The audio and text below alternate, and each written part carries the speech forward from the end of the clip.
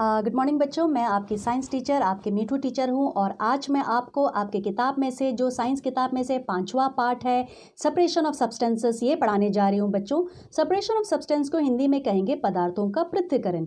यानी बच्चों, आप सभी को ये चीज़ पता है, आपकी मम्मी जब सुबह सुबह चाय बनाती है तो चाय को चाय पत्ती से अलग करने के लिए क्या करती है? मम्मी चाय को छानती है ना। तो छानने से क्या होता है? छलनी में चाय पत्ती चाय से अलग हो जाती है और आप उसे अच्छी तरह से पीते हो। तो यही है, इस पार्ट में बहुत सारे पदार्थ है जिसका हम पृथक्करण के बारे में देखेंगे। तो सबसे पहला बच्चों आपकी किताब में है हैंड पिकिंग, यानी हिंदी में हम कहेंगे हस्तचयन। हस्तचयन मतलब बच्चों हाथ से बीनना, हाथों से बीनना। जैसे बच्चों आपकी मम्मी दाल चावल बनाने से पहले उसे बीनती है ना, उसे साफ करती है। चावल में दाल में कंकड़ हो सकते हैं, कुछ डंडी हो सकते हैं, तो उसे हाथों से बीन कर मम्मी साफ करती है। ठीक है, उसे छटाई करती है, तो उसे कहेंगे हम हैंड पिकिंग। अगला है बच्चों आपकी किताब में है थ्रेशिंग, जिसको हिंदी में हम थ्रेशिंग कहेंगे। थ्रेशिंग का मतलब है बच्चों, जनरली क्या होता है, खेतों में जब धान की कटाई हो जाती है ना, तो धान जो है वो डंडी में होता है ना। धान का जो दाना है, जो अनाज है, वो उसके शाखा में, उसके टहनी या धान के पेड़ में जुड़ा हुआ होता है। तो उसे कटाई करने के बाद में उसे पीट पीट कर दानों को भूसों से अलग किया जाता है, उसे हम कहेंगे थ्रेशिंग। बच्चों थ्रेशिंग जो है हाथों से किया जाता है, जानवरों से भी किया जाता है और मशीन से भी किया जाता है। देखिए ये है थ्रेशिंग का चित्र, जिसमें देखो धान के कुछ पौधों को लेकर पीट पीट कर दानों को भूसों से अलग किया जाता है, इसे हम कहेंगे थ्रेशिंग। अगला है बच्चों विनोइंग। विनोइंग मतलब हिंदी में कहेंगे निष्पावन। निष्पावन मतलब बच्चों धान को थ्रेशिंग करने के बाद में उस अनाज में से, उस दाने में से भूसे भी होते हैं, तो भूसों को धान से, अनाज से अलग करना, उसे हम विनोविंग या निष्पावन कहेंगे। इसे हम मशीन से भी कर सकते हैं, या आप चित्र में देख सकते हो। जैसे देखो कैसे करता है, उसे थोड़ा सा एक सूप में लेकर जब हवा आती है उड़ा दिया जाता है, तो जो भारी दाने हैं, जो अनाज है अच्छे वाले, वो सीधे गिरते हैं, और जो भूसे होते हैं वो हल्के होते हैं और वायु के साथ, हवा के साथ में उड़ जाता है। तो इसे हम अनाज को भूसों से अलग कर सकते हैं, इसे हम कहेंगे निष्पावन या इंग्लिश में विनोइंग।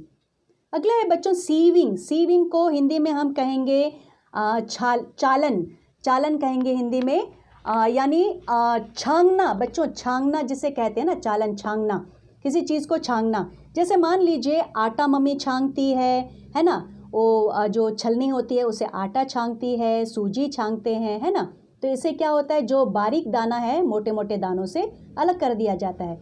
और जैसे लोग जब बिल्डिंग बनाते हैं उस समय सीमेंट, कंक्रीट को भी, बजरी को भी छांगते हैं। तो ये चित्र में आप देख सकते हो, इसे हम कहेंगे सीविंग या हिंदी में कहेंगे चालन। अगला है बच्चों सेडिमेंटेशन।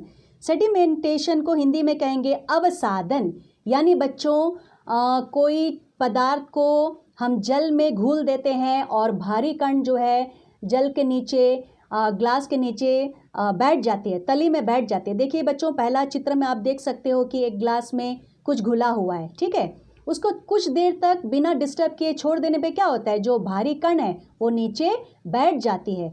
जैसे हम लोग जल के मामले में क्या करते हैं, जल पाइप से हम लोग भरते हैं, उसे कुछ देर शांत छोड़ देते हैं, तो जो कचरा है, जो भारी कण है, वो बैठ जाता है, उसे हम कहेंगे सेडिमेंटेशन।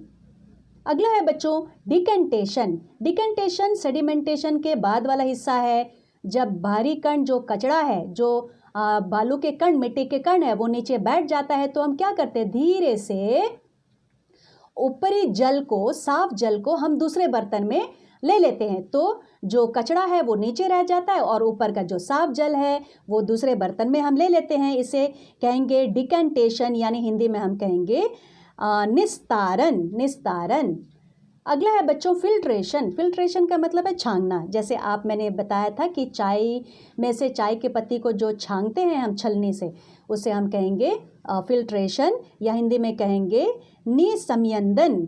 ठीक है, तो जल को कर सकते हैं, चाय को कर सकते हैं, शरबत को कर सकते हैं। नींबू का शरबत को क्या करते हैं, नींबू का बीजा को छानने के लिए हम छलनी से उसे छान लेते हैं। देखिए चित्र में आप देख सकते हो कि वहाँ फिल्टर पेपर डाल के इसको छान लिया जाता है। घरों पे हम क्या करते हैं, छलनी के सहायता से छानते हैं, फिल्ट्रेशन करते हैं। अगला है बच्चों इवापोरेशन। इवापोरेशन को हम कहेंगे वाष्पन, हिंदी में हम कहेंगे वाष्पन। वाष्पन यानी बच्चों जैसे वाष्पन के प्रक्रिया से नमक बनाया जाता है समुद्र के जल से। बच्चों इवापोरेशन का मतलब ये है कि धूप के समय में कोई जल स्रोत, चाहे समुद्र का जल हो, चाहे नदी हो, तालाब हो, कुआं हो, क्या होता है गर्मी के समय, धूप के समय जब गर्म हो जाता है जल, तो वो भाप बन के ऊपर उड़ जाता है आसमान में। आसमान में जाके वो भाप ठंडा हो जाता है और जल का कण भारी हो जाता है। भारी होने के बाद में वो वर्षा के रूप में फिर से गिर जाता है, फिर से समुद्र या फिर से जल स्तर जो है भर जाते हैं।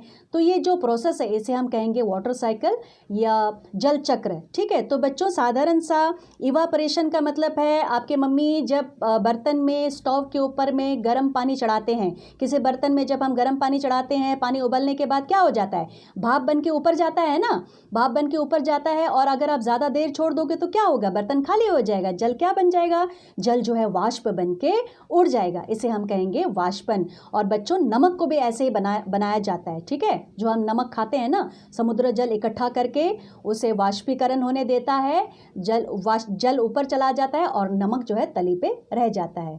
अगला है बच्चों कंडेंसेशन। कंडेंसेशन यानी संघनन।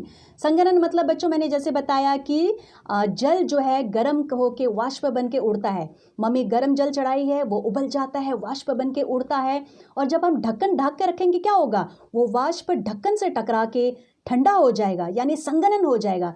फिर से क्या बन जाएगा, वो भाप जो है जल के कण में बदल जाएगा और भारी होकर फिर से उसी बर्तन में गिरेगा, यानी कंडेंसेशन।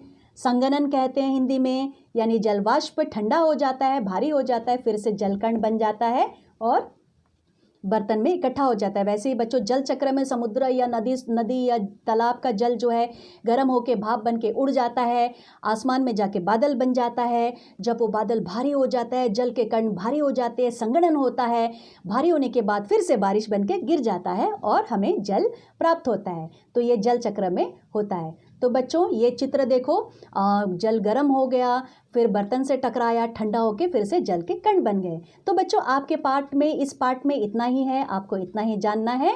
मैं उम्मीद करती हूँ कि इस वीडियो के माध्यम से आप इस पार्ट को अच्छी तरह से समझ गए होंगे। Thank you.